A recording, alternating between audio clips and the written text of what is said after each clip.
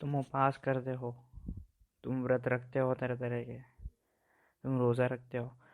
अलग अलग लोगों ने, अलग अलग संप्रदायों ने अलग अलग नाम दिया है। व्रत, उपवास, रोज़ा, हाँ थोड़ा फ़र्क हो सकता है।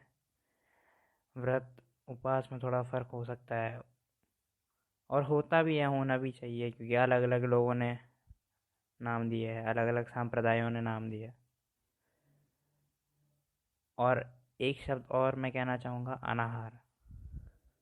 अनाहार मतलब वो होता है कि अन्न का तुमने त्याग कर दिया, अन्न नहीं खाया 24 घंटे, या फिर जितने भी घंटे इच्छा शक्ति, तुमने अन्न नहीं खाया। अनाहार उसे कहते हैं। अनाहार और उपवास में क्या फ़र्क है? अनाहार वो होता है जो तुम खाना तो त्याग देते हो, लेकिन खाना त्यागने के बाद भी तुम्हारे पूरे चित्त पर, तुम्हारे मन पर खाने का विचार चलता रहता है। तुम सोचते हो कि कब मेरा ये समय की अवधि ख़त्म हो, जितनी भी समय की अवधि है, 24 घंटे का, 8 घंटे का, 16 घंटे का, जितनी भी घंटे की अवधि है, ये अवधि कब ख़त्म हो और कब मैं अपना व्रत, उपवास या रोज़ा तोड़ूं और खाना खाऊं। समझना ये, गौर से समझना कि तुम जो भी तथाकथित व्रत, उपवास, रोज़ा, या जो भी तुम उसे बोलो, जो भी तुम्हारा धर्म उसे बोले, जो भी तुम्हारा सांप्रदाय बोले, वो तुम तथाकथित करते हो। इससे होता ये है, तुम्हारा अहंकार प्रगाढ़ होता है। तुम कहते हो इसे हमने एक दिन नहीं खाया, लगातार 8 दिन नहीं खाया, या हम इतने समय तक भूखे रहे, हमने तपस्या करी है।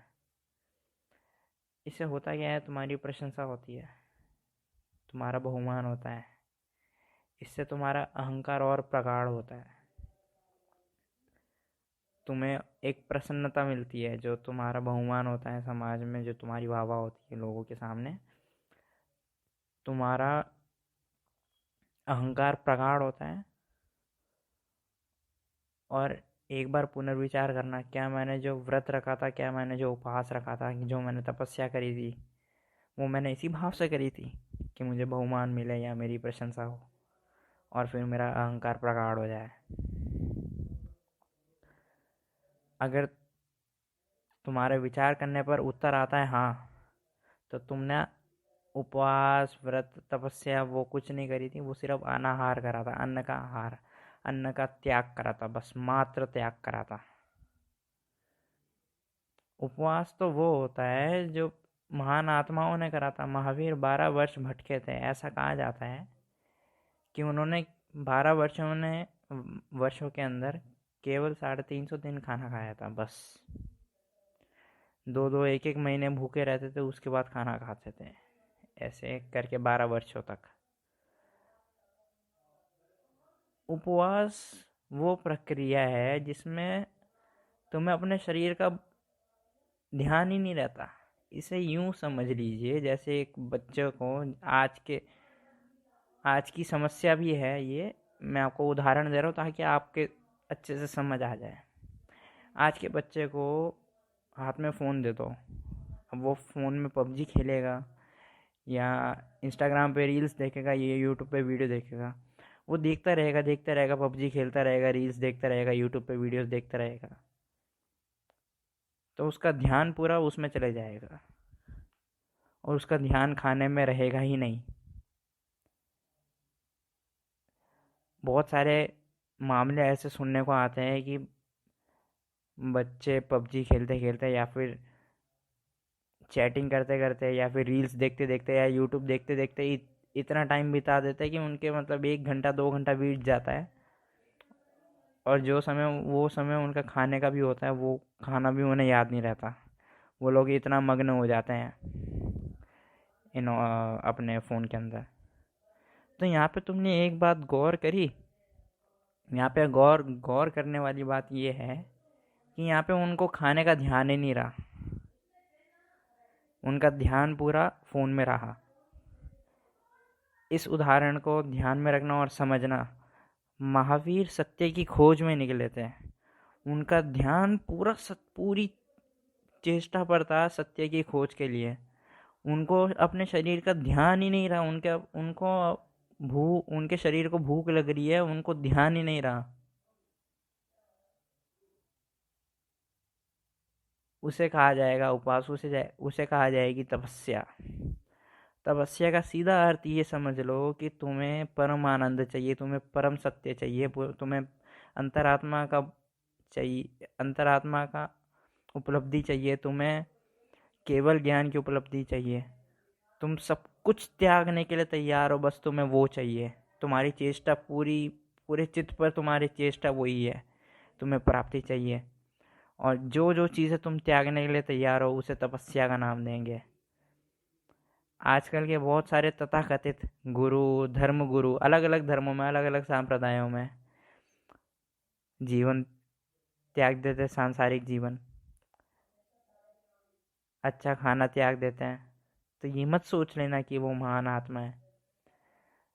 जब तक कि त्यागने के पीछे का कारण परम सत्य की खोज ना हो, तब तक वो महान आत्मा नहीं है, तब तक वो साधु नहीं है, तथाकथित साधु है। वो अपना ही नुकसान करते हैं। क्या नुकसान करते हैं? अपने ही शरीर का दमन करते हैं, अपने शरीर की हिंसा करते हैं, जो कि हिंसा सबसे बड़ा पाप माना गया है प्रमुख धर्मों में। जैन धर्म में तो बहुत ज़्यादा बड़ा पाप माना गया है हिंसा। अपनी ही इच्छाओं को मारते हैं। खाना नहीं खाऊंगा, अरे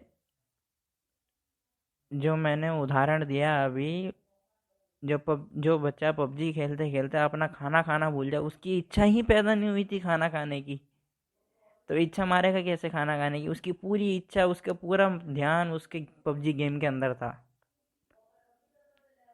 तो उसकी खाना खाने की इच्छा ही नहीं हुई।